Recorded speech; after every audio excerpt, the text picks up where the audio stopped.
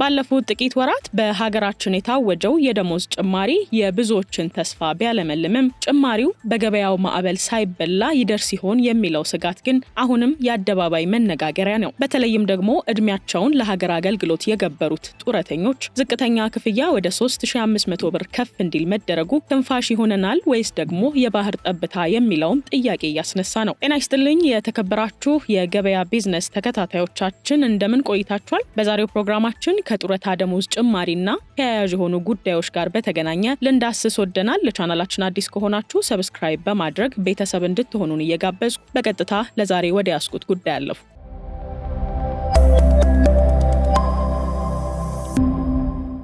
ትላንት ጉልበታቸውን ለሀገር የገበሩ አይናቸው እስኪዝል መዝገብ ያገላበጡ ዛሬ ላይ የሀገራችንን መሰረት ያቆሙ ጡረተኞች እነዚህ ወላጆቻችን ወጣትነታቸውን በቢሮ በፋብሪካዎችና በየመስኩ በትጋት አሳልፈዋል። ለኛ ዛሬን ለማቆም ትላንት የደከሙ ባለውለታዎችም ናቸው። ሆኖም ግን ዛሬ ያ ውለታቸው በምን እየተከፈለ ነው? ካለፉት 3 ወራት ጀምሮ በመንግስት በኩል የተደረጉ የደሞዝ ጭማሪዎችና አዳዲስ መመሪያዎች ተሰምተዋል። ታዲያ ዝቅተኛ የጡረታ አበል 3500 ብር ደርሷልም ተብሏል። ግን እስኪ እውነቱን እንነጋገርና ይቺ ብር ዛሬ ላይ የአንድ ባለውለታን ክብር ትጠብቃለች ወይ? የኑሮ ውድነትና የገበያው መናር ጡረታ የሚለውን ቃል እረፍት ከማድረግ ይልቅስ ጭንቀት እያደረገችው አይደለም ወይ የሚለው ነገር መነሳት ያለበት ይመስለኛል። የጡረታ ጭማሪውን ዝርዝር ስንመለከት ዝቅተኛ የጡረታ መጠን ቀደም ሲል ርካሽ የነበረው ዝቅተኛ የጡረታ ክፍያ 1244 ብር ገደማ ነበረ። እሱም ደግሞ ወደ 3500 ብር ከፍ እንዲልም በዚህ ጭማሪ ተደርጓል። ይህም ታዲያ ዝቅተኛ ገቢ ያላቸው ጡረተኞች የኑሮ ውድነቱን እንዲቋቋሙ ለማገዝም ታልሞ የተሰራ ነው። የመቶኛ ጭማሪው ደግሞ እንደ ጡረተኛው የክፍያ መጠን የሚወሰን ሆኖ ከዝቅተኛው በላይ ለሚከፈላቸው ጡረተኞችም በተቀመጠው ስሌት መሰረት የተወሰነ መቶኛ ጭማሪም ተደርጓል። ይህ ጭማሪ ታዲያ ከመስከረም ወር 2017 ዓ.ም ጀምሮ ተግባራዊ እንዲሆን በመንግስት ተገልጿል። ታዲያ ጭማሪው በይፋ ተፈጻሚ መሆንም ጀምሯል። ነገር ግን አፈጻጸሙ ላይ አንዳንድ ክፍተቶችና ቅሬታዎች እየተስተዋሉ ነው። በተለይ የተፈጻሚነት ጊዜው መንግስት በወሰነው መሰረት የጡረታ አበል ጭማሪው የጸደቀውና ተግባራዊ እንዲሆን የታዘዘው ከመስከረም ወር 2017 ዓ.ም ጀምሮ ነው። በመሆኑም ታዲያ ጡረተኞች ከመስከረም ወር ጀምሮ ባሉት ክፍያዎች ላይ ጭማሪውን ማግኘትም ነበረባቸው። በተለይ ደግሞ ዝቅተኛ የምንለው የ1244 ብር ይከፈላቸው የነበሩ ጡረተኞች አሁን ባለው መመሪያ መሰረት ወደ 3500 ብር እየተከፈላቸው ይገኛል። ይህ ለውጥ ታዲያ በአብዛኛው የጡረታ ቅርንጫፎችና ባንኮች ዘንድም ተፈጻሚ ሆኗል ማለት ይቻላል። ታዲያ ጭማሪው በይፋ ቢታወጅም በተግባር ላይ በሚውልበት ጊዜ ግን መዘግየቶች ይታያሉ። እነዚህ መዘግየቶች የሚከሰቱበት ምክንያት ደግሞ የመጀመሪያው የስሌት ማስተካከያ ነው። ታዲያ ጭማሪው የታወጀው ነሐሴ መጨረሻ አካባቢ በመሆኑ አንዳንድ መስሪያ ቤቶች ስሌቱን ሰርተው ለመጨረስ ጊዜ ሲወስድባቸውም ተስተውሏል። በዚህ ምክንያት ታዲያ ውዝፍ ተብሎ ባንድ ላይም ሊከፈላቸው ይችላል። ሁለተኛው ምክንያት ደግሞ የግልና የመንግስት ሰራተኞች ልዩነት ሲሆን የመንግስት ጡረተኞች ጭማሪው ቀጥታ የሚመለከታቸው ሲሆን የግል ድርጅት ጡረተኞች ግን በድርጅቱና በጡረታ ፈንድ መካከል ባለው ዝውውር ምክንያት ትንሽ የጊዜ ልዩነትም ሊኖርም ይችላል። ሶስተኛው ምክንያት ደግሞ የባንኮች አሰራር ነው። አንዳንድ ጊዜ ከመንግስት የጡረታ ፈንድ ወደ ባንኮች የሚላከው መረጃ በወቅቱ ካልደረሰ የጥቂት ቀናት መዘግየትም ሊኖር ይችላል።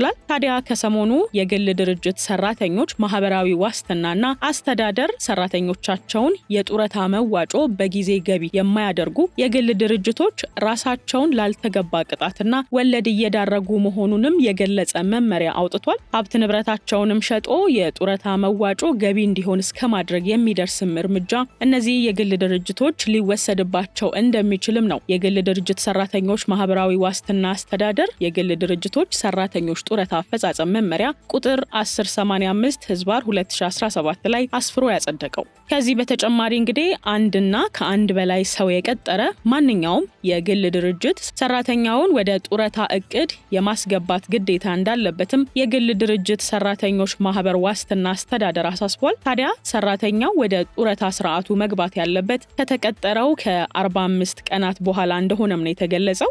አብዛኞቹ ቀጣሪ ድርጅቶች ግን ሰራተኛው ኮንትራት ነው ወይንም ደግሞ ጊዜያዊ ነው በሚል ይህንን ግዴታ ያለማክበር ዝንባሌ የሚታይባቸዋል ተብሏል። ታዲያ የጡረታ መዋጮ ከሰራተኛውም ከቀጣሪውም ድርጅት ቀንሶ በጊዜው ገቢ ማድረግ ላይ በብዙዎች የግል ድርጅቶች ላይ አሁንም ሰፋ ያለ ችግር ይታያልም እየተባለ ነው። ታዲያ ቀጣሪ ድርጅቶች በዚህ ምክንያት ላልተገባ ቅጣትና ወለድ እየተዳረጉ እንደሚገኝም ነው ድርጅቱ የገለጸው። የጡረታ መዋጮን በጊዜ ገቢ የማያደርጉ ድርጅቶች ላይ ሀብት ንብረታቸውም እንዲሸጥ ጭምር ሊደረግ ይችላል ተብሏል። አሁን ላይ ባለው መረጃ ታዲያ በግል ድርጅቶች የሚሰሩ 2.5 ሚሊዮን ሰዎች በጡረታ እቅድ መሸፈናቸው የግል ድርጅት ሰራተኞች ማህበራዊ ዋስትና አስተዳደር ተናግሯል። በግል ድርጅቶች ሲሰሩ ቆይተው ጡረታ ለወጡ ከ240 ሺህ በላይ ሰዎች ደግሞ ክፍያም እየተፈጸመ እንደሚገኝ የተነገረው። ታዲያ ከጡረታ መዋጮ የተሰበሰበ ከ135 ቢሊዮን ብር በላይ መኖሩንም ነው እንግዲህ ድርጅቱ በመመሪያው ያረጋገጠው።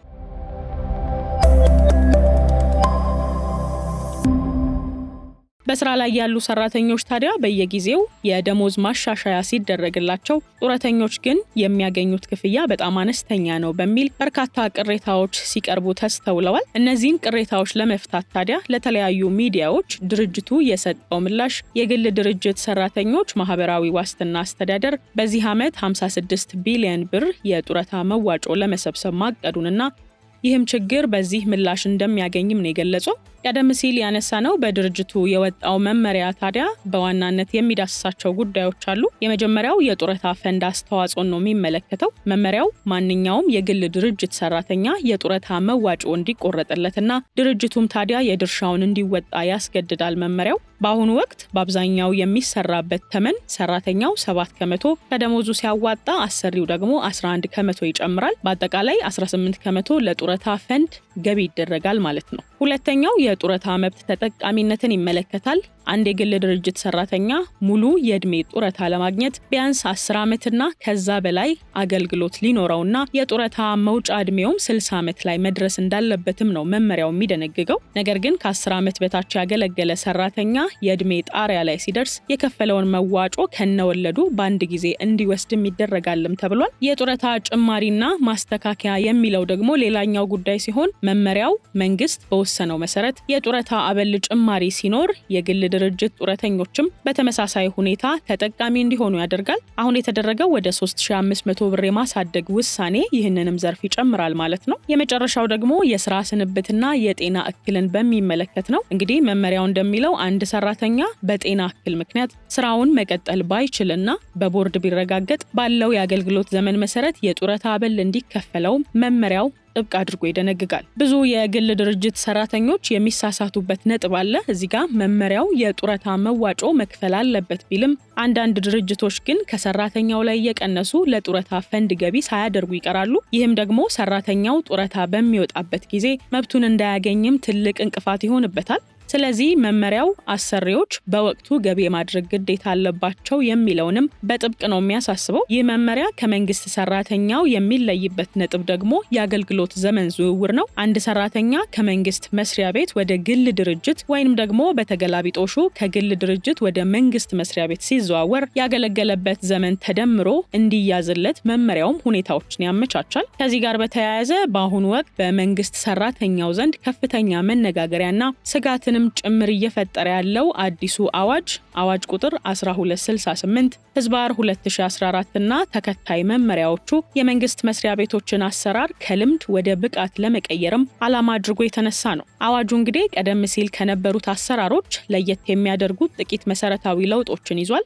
ከነዚህም መካከል የውጤት ተኮር ስርዓት ማጠናከሪያ ቀዳሚው ሲሆን ሰራተኛው በስራ ገበታው ላይ የሚቆየውና እድገት የሚያገኘው በቆይታው ዘመን ብቻ ሳይሆን በሚያስመዘግበው ተጨባጭ ውጤት ላይም ተመስርቶ እንደሆነም ነው የሚያዘው። ከዚህ ጋር በተያያዘ እንግዲህ በአሁኑ ወቅት በመንግስት ሰራተኛ ዘንድ ከፍተኛ መነጋገሪያና ስጋትንም እየፈጠረ የመጣ አዋጅና ተከታይ መመሪያዎች አሉ። የመንግስት መስሪያ ቤቶች አሰራር ከልምድ ወደ ብቃት ለመቀየር ያለመም ነው ይህ አዋጅ። ታዲያ አዋጁ ቀደም ሲል ከነበሩት አሰራሮች ለየት የሚያደርጉት ጥቂት መሰረታዊ ለውጦችንም ይዟል። ከነዚህ መካከል የውጤት ተኮር ስርዓት ማጠናከር ቀዳሚ ሲሆን ሰራተኛው በስራ ገበታው ላይ የሚቆየውና እድገት የሚያገኘው በቆይታ ዘመኑ ብቻ ሳይሆን በሚያስመዘግበው ተጨባጭ ውጤት ላይ ተመስርቶ እንዲሆን የሚያዛል። ተጠያቂነትና ግልጸኝነትን በሚመለከትም የመንግስት ሰራተኛው ለህዝብ የሚሰጠው አገልግሎት ጥራት ከጎደለው ወይም ደግሞ ስነ ምግባር ካጣ አዋጁ ፈጣን አስተዳደራዊ እርምጃውን ለመውሰድ የሚያስችሉ አንቀጾችንም አካቷል። የብቃት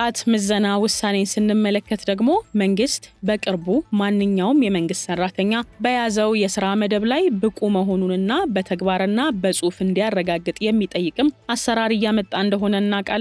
የዚህ ተግባር ዓላማው ታዲያ ትክክለኛ ሰው በትክክለኛ ቦታ ላይ መኖሩን ማረጋገጥ ነው። ይህም ሲደረግ ታዲያ ሰራተኞች በሙያቸው በክህሎታቸውና በስነ ምግባራቸው ይመዘናሉ።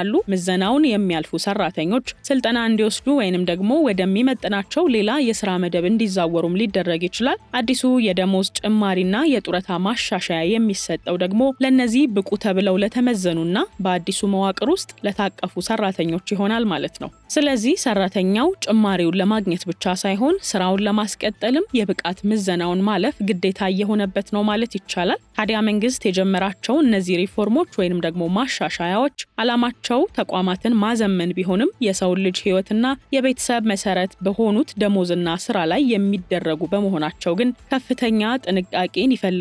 ላለው ባለውለታ ጡረተኞች በክብር እንዲኖሩ፣ ሰራተኛውም ደግሞ በብቃቱ ተከብሮና ተረጋግቶ እንዲሰራ ግልጽነትና ፍትሃዊነት የግድ ያስፈልጋሉ የሚልም እምነት አለኝ። የተከበራችሁ የገበያ ቢዝነስ ተከታታዮቻችን ለዛሬ ከጡረታ ደሞዝ አዲስ መመሪያ ጋር በተያያዘ ያደረስናችሁ ፕሮግራም ይህንን ይመስላል። በዚህ ጉዳይ ያላችሁን አስተያየት በኮሜንት መስጫ ላይ አጋሩን። በቀጣይ ደግሞ በሌላ ርዕሰ ጉዳይ እንገናኛለን። እስከዛ ድረስ ሰላም ቆዩልን።